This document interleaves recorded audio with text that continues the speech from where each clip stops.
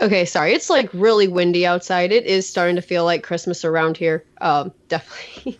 Is it Okay, is it snowing by you at all? not snowing. It's been really windy and rainy. It's It's too warm to snow. it's been rainy over here too. It's like barely warm for it to snow here too. Like we touch 40 and then the rest is just in the high to mid 30s. So it's just barely too warm for it to snow. Yeah, that's about the same here. Although for this week it's been in the 50s. I'm like, this is unusually warm. It's usually Yeah. never this warm. Crazy. Are you nostalgic, a parent, or perhaps a child at heart? When it comes to children's media, from books to TV shows, and even movies, there's often more than meets the eye. Is it well written? Does it still hold up today? What works and what doesn't? Or maybe you wonder what went on behind the scenes of that work. Together, a trio of adults who are also kids at heart will critique and comment on one piece of children's media each episode. Hello, this is Eric. Hi, I'm PJ. And I'm Rico. You're listening to Beyond the Lens, a family-friendly podcast. Hello, everyone, and welcome to another episode of Beyond the Lens. I'm PJ, and I'm joined by Eric and Rico once again. Today, we're going to be discussing one of my favorite Christmas movies, A Charlie Brown Christmas. So now I must ask the question to you guys, how familiar are you with this Christmas film? Enough. Enough? It's not one that I have seen often, but it is one that I have seen a good number of times. Okay, cool. Well, for me, I actually have a sort of a neat story with me and my childhood with this movie. I believe I was like 3 years old at the time, and if you don't know, I have Asperger's syndrome, which is a form of autism. And so I think this is probably the closest I ever had with echolalia growing up. I would recite the whole movie by memory. Like I would even like run around the kitchen for the ice skating scene. I'd open up the dishwasher and say hello in there like Charlie Brown did and other things like that. Oh, that's amazing. And so I'm So you are super familiar with it. yeah. That's awesome. To give more background information, I guess, buckle yourselves in, I guess. A Charlie Brown Christmas is the very first animated television special based on the popular newspaper comic, which I grew up with, by the way, Peanuts by Charles M. Schulz. And it was also the first Christmas special for the franchise. So they started this off with like a bang. They decided to do this Christmas special for their TV debut, which I think is amazing. But of course, since this was their first animated cartoon, they were on a pretty small budget, which was only, get this, $76,000 for this TV debut.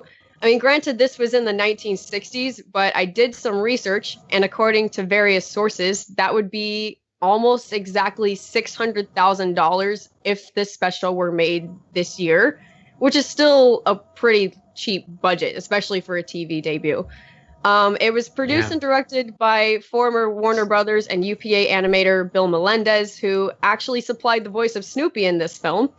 The special debuted on CBS in 1965, 53 years ago, and has been aired during the Christmas season every year ever since on various channels, though, on CBS through 2000 and on ABC since 2001. The special has been honored with both an Emmy and a Peabody Award. So it's a pretty big film, and it definitely had an impact when it was debuted.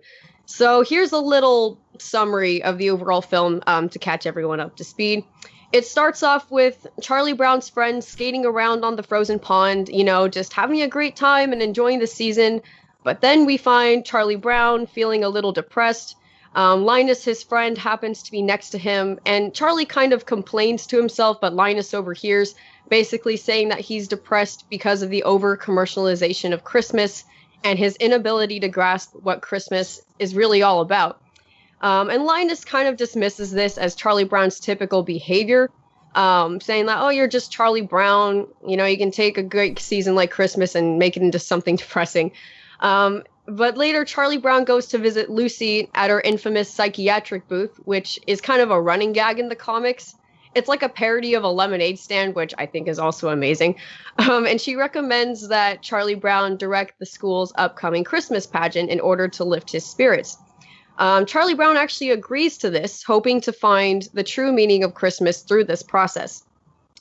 On his way to the auditorium, Charlie Brown finds his dog Snoopy decorating his doghouse for the neighborhood lights and display contest, and is shocked to see that his own dog has gone commercial himself. Charlie then runs into his sister Sally, who asks him to help her write a letter to Santa Claus. When she tells him to put in a request for money, Charlie Brown becomes even more dismayed. But then later on, he arrives to the pageant rehearsals. The kids are dancing to a song called Linus and Lucy, which I guess is considered to be the Peanuts theme song, as it's been dubbed. Charlie also notices that everything is chaotic, everyone is doing their own thing, and try as he might, he can't seem to quite get control of the situation, as everyone is uncooperative, and they're more interested in modernizing the play with dancing and lively music. Charlie Brown, on the other hand, is determined to not let the Christmas play become commercial and to focus on the more traditional side of the story. Thinking that the play requires the proper mood, Charlie Brown decides that they need a Christmas tree.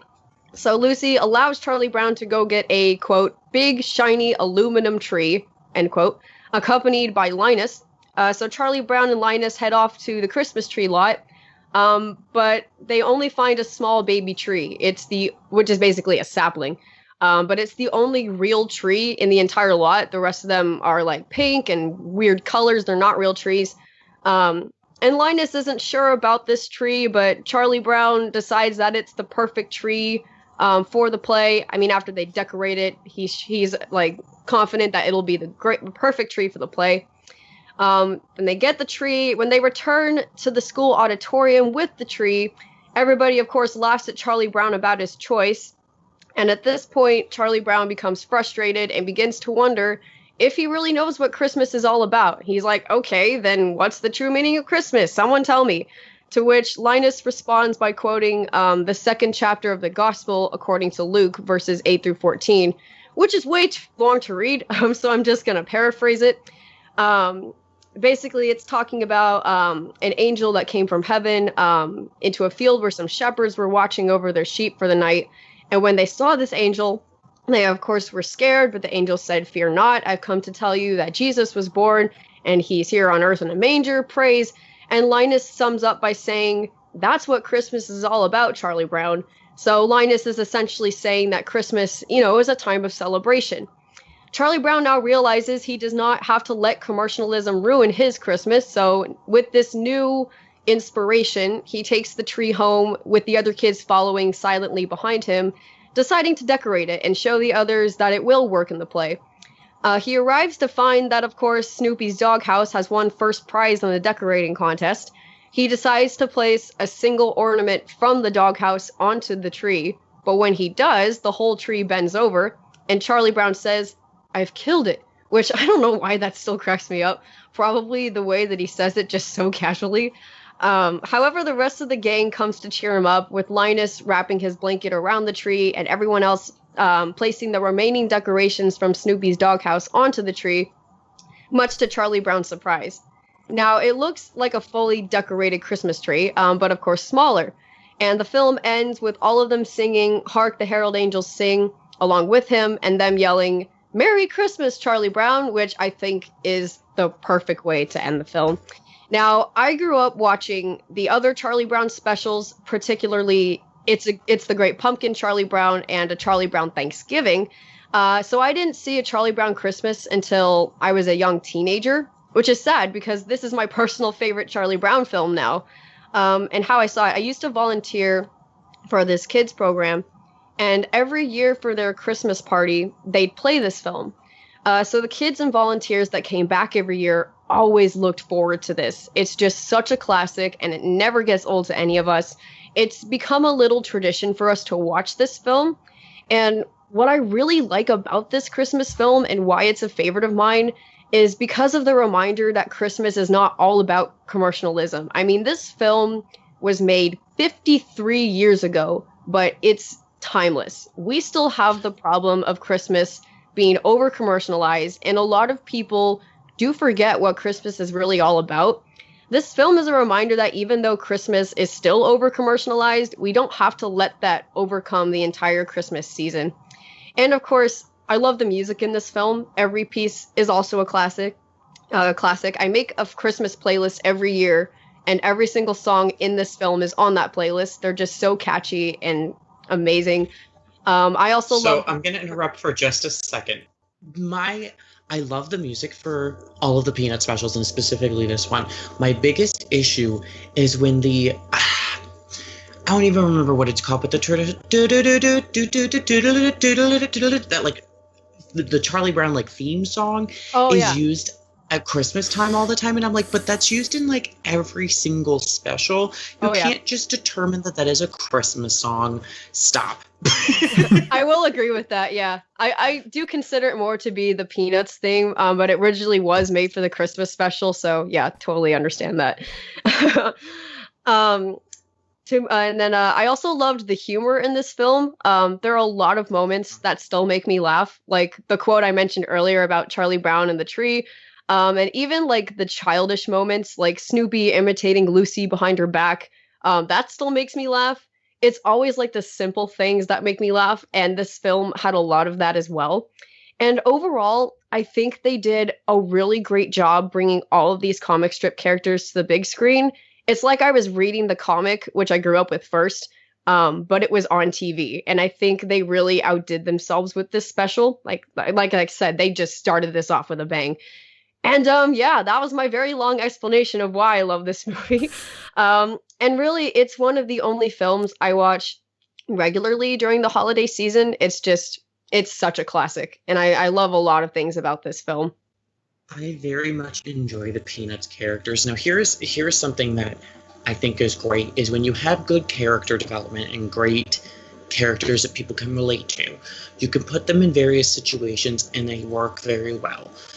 If you do them correctly, you can put them in any sort of holiday special and it will be so good, which is why this one works out so well. When you have episodes of shows like The Nanny, where they talk about both Christmas and Hanukkah, like you do, if you have a good set of characters that can get a plot out, Christmas and the holiday season is a golden time to get a show episode developed. What I really enjoyed learning about this special was the year before this, Rankin Bass did Rudolph the Red-Nosed Reindeer. And because of how successful that was, everyone was like, well, crap, we've got to figure out how to do a Christmas thing now. So Charles Schultz was like, well, let's see if we can develop the Charlie Brown characters and the Peanuts characters into a Christmas special. So this was like the next big Christmas thing to come after Rudolph, which I think is a very strong following point. Because, as you know, with various companies like DreamWorks that want to just pop out movies, or Illumination that just want to pop out movies, sometimes they're really good. And sometimes they're just like, here's a movie. Yeah. So, which is what this could have suffered from that, following something so successful. But I think they did a fantastic job with it. Yeah, they really did, especially with the budget that they had. And like, they didn't really know what they were doing half the time. Like, I believe I read somewhere that some of the kids that voiced the characters in the movie, they couldn't even read the script. They were so young, but you can't tell because they did such a great job with it. And yeah, I think what's good about voiceover acting. Sorry. No, go ahead. Yeah, this is great. So what's good about voiceover acting, though, is that even if the kids are too young to read the material, you can tell them the line and have them repeat it several times and then say, here's where you need to put the inflection and all that stuff. So it's almost like a miming game. And then they'll put the words together and then they'll be able to see the words on the page and sound them out and everything. So it's a good way to be able to educate the children on their literacy skills, which I think is great, too. Yeah, and then they did such a great job with it. You couldn't even tell that, some of them weren't reading off a script. It felt so natural and amazing. I think the voice acting in this was great. And I think I also did read somewhere that it was like the second longest, or was the longest running Christmas special to Rudolph the Red-Nosed Reindeer. But they wanted to make this special a little long, just to fill in that, I guess, television spot. But yeah, they did such a great job. I mean, they really outdid themselves, especially for a TV debut. Great job. I mean, no wonder this whole entire film is a classic to this day. It's just so great. What's really fun is that they've been able to continue it on. So as you said, they celebrated the 50th anniversary. Recently, I think in the last 5 years, Tams Whitmark is a script publishing and distributing company. So they acquired the rights to do the show as a stage show. So now people can license the script and perform the Charlie Brown Christmas as a stage show, which again presents these characters in a whole another way and keeps them alive, continuing throughout the season. So you can watch the special at home and then go see a live performance of the show. Yeah, I remember seeing a commercial for, I think, a local production, a stage production of A Charlie Brown Christmas. It's not exactly near where I live, but it's within driving distance.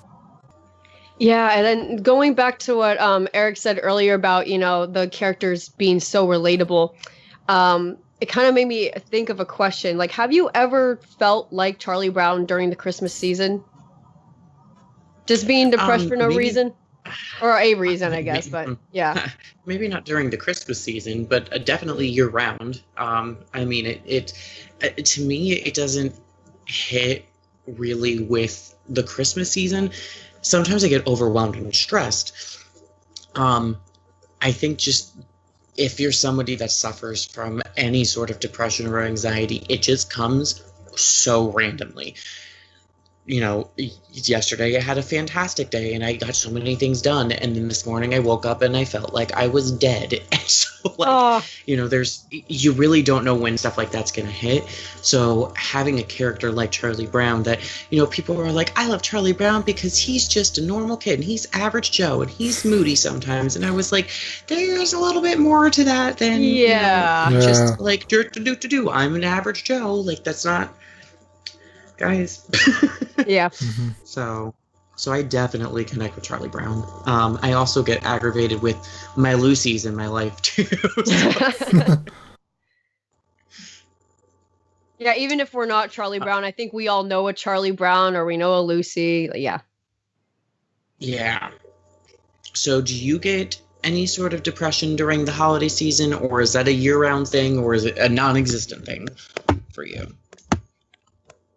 For me, yeah, it's kind of the same thing. I do have both depression and anxiety, so it definitely like fluctuates. One day I'm feeling fine, next day could be totally different. Maybe there were one or two Christmases where I was like, well, I don't know, we should do this tradition this year, or if we should do this. But it's always been a tradition just to be with family. But yeah, it definitely comes and goes, just depending on what happens. Yeah. For me, I'm depressed and it's a year-round thing too. Like, for me, I don't know if you're ever like this. Like, sometimes one or two bad things happen and then it keeps going on, and then eventually one more minor thing, and then all of a sudden everything just comes crashing down all at once. That's sort of how I feel at times. Yeah. Mm-hmm. And I think the only other question that I have, or that I could come up with, I'm terrible at asking questions, I apologize. Do you have a Christmas tradition that gets you back in the holiday spirit? I mean, I know we talked a little bit last episode about this, but I don't remember if we quite went into detail. Like, is there a tradition that, if you're out of the Christmas spirit, is there something that brings you back into the spirit a little bit? Depending on what Christmas songs, there's a couple of things. I think depending on what Christmas song it is, I think some of the Christmas songs will get me in a better mood and kind of lift me up, which is why I like songs like All I Want for Christmas Is You or Santa Claus Coming to Town, because they're super upbeat and poppy, which, gets me bouncing around the house, and I'm like, oh, my mood already feels better. some of the other things are like, all the Christmas specials we've just talked about, whether it was Merry Christmas, Drake and Josh, or A Year Without a Santa Claus, or Charlie Brown Christmas. Any of these Christmas specials and others that are out there are made to make us feel a certain way. And I think being able to connect with all of these characters and these plot points and these stories, that definitely helps lift my spirits as well. I think living in Florida, you don't really get a fun, snowy, Christmassy atmosphere unless you go somewhere specific that creates that atmosphere. The joke that we have here is like, how do you decorate for Christmas? So you just fling some lights around a palm tree and there you go, and that's it. Which I hate, unless it's done very classily. I've seen a couple that they're like intricately wrap the entire palm tree and the branches, and it's crazy. So there are places like Downtown Celebration or Disney Springs that you can go to that will definitely help with that. Well, for me, I think it's a combination of some of the things Eric said with like different Christmas specials and Christmas songs. Another thing that I think sort of helps me get back in the Christmas spirit is baking Christmas cookies.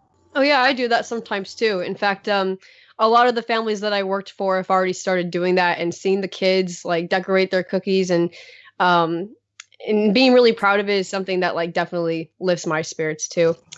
And the music too. I mean, yeah, you got to go back to the music, and this special really did, again, a great job with the music. One of my favorite Christmas songs of all time comes from this film, and it's their rendition of "Hark, the Herald Angels Sing." It almost brings a tear to my eye just because of how like simple they did it.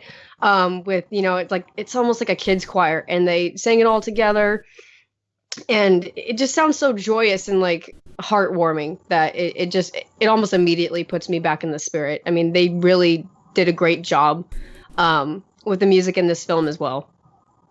Yeah, I think there's some things that trigger happiness in people, whether it's music. Usually music is a good power tool to get people to feel emotional connection in whatever way. And I think that the holiday season definitely has that, because you have the classic Christmas songs, you have the modern pop Christmas songs. I mean, even going past Christmas, there's music scores. Anything with John Williams is just perfection. And Hans Zimmer, they have a very driving, passionate music style that is meant to make you feel a certain way, and they're able to accomplish that. And I think that Christmas specials, Christmas movies, Christmas books, all of these things have the capability of doing those things as well. And just overall, I really did, like, every year, again, when I volunteered, just looked forward to watching this with all the kids that came to the program. And all of the new kids that came every year, like all of us that were already there the year before, the returning kids, the returning volunteers, all of us would get just so excited, and we'd tell the new kids, all right, this is our favorite part of the whole entire Christmas party. We get to watch this film. And then, they end up falling in love with it too. And it's just such a great tradition. And it's sad because I don't volunteer for that program anymore due to like work and everything. But it's one of the things that I looked forward to every year, and seeing the impact that it still has all these years later is the other thing that amazes me. Just how it's impacted so many generations that have seen and have watched this film. I mean, I don't know how, obviously we don't know like if this film will have as much impact further on in the future, but as well as it's done right now, it's such a classic. And even if I still watch this film. I think it was on TV a couple weeks ago, but I just missed it, and I was like, oh man, I really wanted to watch it. But I'm sure it'll be on again very soon. That to me feels like a tradition, just watching this film. And it really does alone put me back in the Christmas spirit if I'm ever feeling down. This film really does help me out a lot. I really like that you have something very specific that you can immediately reference to and go back to if you are feeling not so good during this holiday season. I know I have that kind of stuff when I'm sick as well. Like if I'm like deathly throwing up and everything like that, high fever, I usually sit and watch I Love Lucy, The Nanny, Stacked, like any of those comedy sitcoms, because those are definitely things that make me feel better. And I think Christmas and holiday movies also do the same thing. Yeah, and I'm sick right now, and that's kind of a similar thing with that too. There's always like certain things that I do that make me feel better. I can't think of anything specific at the moment, but yeah, just the holiday season is, I guess, a very emotional time for me, just because it's my favorite time of the year, and I want to be ready for it. I'm like, yes, I've got Charlie Brown Christmas, I've got the Christmas music. So yeah, I always have that when I'm not feeling in the Christmas spirit. But this is a time of the year that I look forward to, and it's one of the reasons is because of this film. And that's what I really enjoy. So Rico, do you have anything else you'd like to add? Actually, yes.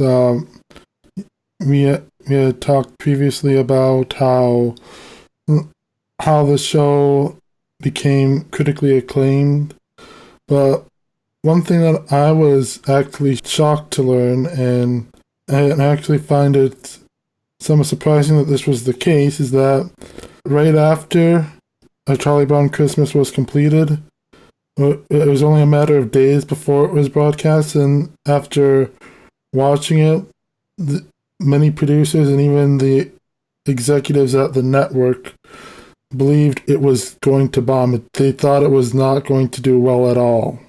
Mm-hmm. Yeah, I do remember reading that somewhere, and the fact that it did so much better than people initially thought, I think is what also amazes me, especially as I keep mentioning the budget. It's just, it was so, like, I think, Charles M. Schulz was going into this thinking, oh, well, I don't expect it to do that well. I don't think he really had a real expectation for this film. I mean, you always want your work to do really well, but if you set a really high bar and you don't reach it, you're going to be disappointed. And I think he just set his bar like kind of like in the middle. He's like, oh, well, I hope it's going to do well, but I don't expect it to be the best thing ever. But of course, since he set that bar, and then that bar went way past his expectations, I think he was very thrilled about it. He really, I mean, despite like all the stuff that he had to work with, and I think, during the process, like someone from CBS or like the executive or someone came up and said, well, they didn't like the quoting of, from Linus when he quoted Luke from the gospel. Mm-hmm. I mean, obviously due to religious reasons. But they're like, well, if we don't do this, then how are we supposed to, tell the true meaning of Christmas? Like someone's got to do it. So I guess they convinced CBS to let them have that in the film, which I think is amazing and great. And I don't mean to like bring religion into this, but I guess it is an important factor of Christmas and this film. But they did a wonderful job with that, and it really did set another expectation for the broadcasting world. Again, I think Charles M. Schulz really did what he thought he could do, and I think he impressed even himself with how well this film did. Yeah. I mean, some of the reasons that I saw cited included the jazz music. I didn't think that was going to go over well, or the pacing. It seemed like it was really slow. In fact, I think one person said that if it hadn't been set to air the following week, that the broadcasters were very unlikely to ever air the special. Yeah, I do remember that. I think it was Charles himself who didn't like the jazz rendition of Linus and Lucy, but I think they did decide, they decided to keep it in just because it set the tone for that scene, which I think is great. I'm glad they left it in because it really did set the tone for that scene. Yeah. Yeah. So apparently, one thing that that I found out like was in one of the first screenings of the completed film before it broadcasted on TV. Uh, Melendez apparently sort of said in a way that Life imitated art. He said, "My golly, we killed it." Oh, and is that where that quote came from? The film was pretty much already completed at that time, but it sounded interesting.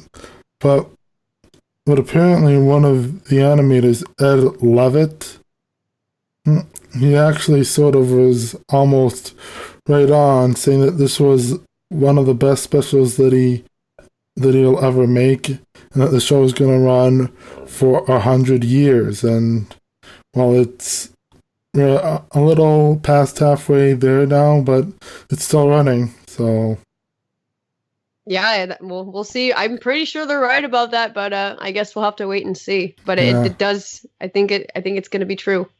Mm-hmm. And then I also do remember that, as I mentioned, Melendez, who provided the voice of Snoopy, his voice was sped up, which I thought was really interesting. I'm wondering how they did that because I'm always interested in learning about animation because my best friend does animation, and I'm always like curious about the process and how even back then, like, what did they do to make this thing work? I thought that was just really interesting. And it was going to have a laugh track, but of course, Scholes didn't like it. He wanted, or no, maybe it wasn't Scholes who didn't like it. Well, someone didn't like it, and or they replaced it with something else, or just left it out. Well, obviously they did leave it out, but yeah, they were going to use it as like a cue to help people like get the joke or to laugh. But I guess someone thought it wouldn't really work for the Peanuts, so they decided to leave it out. Which I thought was also a good choice because I personally think it would have like kind of dampened the movie a little bit. I don't think it needed the laugh track. I think it was perfect as it is. I mean, every year, like I said, when I volunteered and watched this movie with the kids, they would always laugh like at seemingly the right times, and we all laughed together at the corny jokes and the childish humor. And that was really fun just to naturally laugh along with the movie. I think it was perfect. No, I agree. I don't think the film would have done well if there was a laugh track in it. Yeah, I feel like it would have just, yeah. I mean, again, classic. I don't think it needed a laugh track. It was great. Right. And it's kind of funny. I did remember this as well. I think one year for the party, someone actually brought in like a sapling of the tree. It wasn't like an exact replica of the tree from the film, but it was like a really small tree on a very similar base, and there was like a single red ornament on it, and I thought it was just great. And it was one of the kids too. I think it was one of the kids' parents. They're like, "Oh, well, I brought this for the party. I thought it would be perfect," like quoting the film and everything. And it really warmed my heart to see that too. Yeah. I guess the only question I have, since I guess we're getting close to the end of this broadcast, are you looking forward to Christmas this year?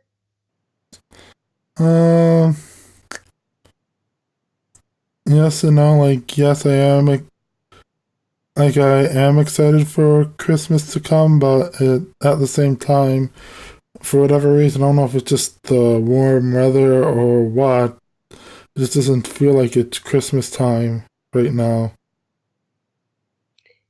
Yeah, it's kind of the same thing with me. Like the weather's not here yet. It's been unusually warm here in the Pacific Northwest, and yeah, it just doesn't feel like Christmas. But I'm still ready for it to happen. It's just, again, something I look forward to every year. I leave, I think, next week to go visit my grandparents, which I'm super excited about. Mm-hmm. And yeah, I mean, I'm ready for Christmas to happen, but it doesn't feel like it, which it's conflicting and it sucks. But I'm still looking forward to being with family and just celebrating the holidays together. Is there a particular song that you liked from this film? I'd probably have to say the end with Hark, the Herald Angels Sing. That's probably one of my favorites in the rendition of that. Yeah, they really did do a great job with that. And I think it's just, again, because of for me, how simple it was and it was just put together. I wasn't sure how long they had to make this film. It probably wasn't a very long time. But they still, I think, even the simplest things, like this whole entire film, they sometimes make the best things. I know there's like a quote or something that's like, oh, the more simple it is, the better it is sometimes. And I think that remained true with this film. They just did things so simply that it worked. Yeah. So, do we have any final thoughts about A Charlie Brown Christmas? Well, I think that Charlie Brown Christmas is a very wonderful classic. It really brings together the individual Christmas season and mixes it really well with real life issues and problems. Charles Schultz was always really great about that, in bringing out the real life problems in his animated characters. I think that's what a lot of animation companies and even his comic strips did, was they brought the real life problems and put them into his perspective of a child. So that way people could relate to them in a very simplistic way and be able to make changes as such. So I think the Charlie Brown Christmas was a wonderful way to bring all of these ideas together and really analyze the Christmas time using the Peanuts characters. For a special that the executives thought was going to fail, and as well as like it's not your, I guess the way I could say is it's not your traditional sort of Christmas special, like based off of how the story is compared to other Christmas specials, but it still became a classic and it done really well, and it's still a special that's very close to my heart. Yeah, like overall, the fact that this film stands true to this day and continues to inspire new generations of, the Christmas spirit, and just the way that it presents, I guess, the true meaning of Christmas. It's a timeless classic that I don't think I'll ever get tired of seeing. Again, it's become like a tradition for me to watch this film. And I love everything about this film and the way that they presented everything. I don't think they could have done any better. I think it's the perfect holiday classic. All right, everybody. Thank you for tuning in to another episode of Beyond the Lens. I hope you all have a very Merry Christmas and a Happy New Year. And thank you for listening. Thank you for listening to Beyond the Lens. The intro music is Work. That's W-E-R-Q by Kevin MacLeod. It is available under a Creative Commons Attribution License and can be downloaded for free at incompetech.com. Beyond the Lens is a Rico Entertainment production.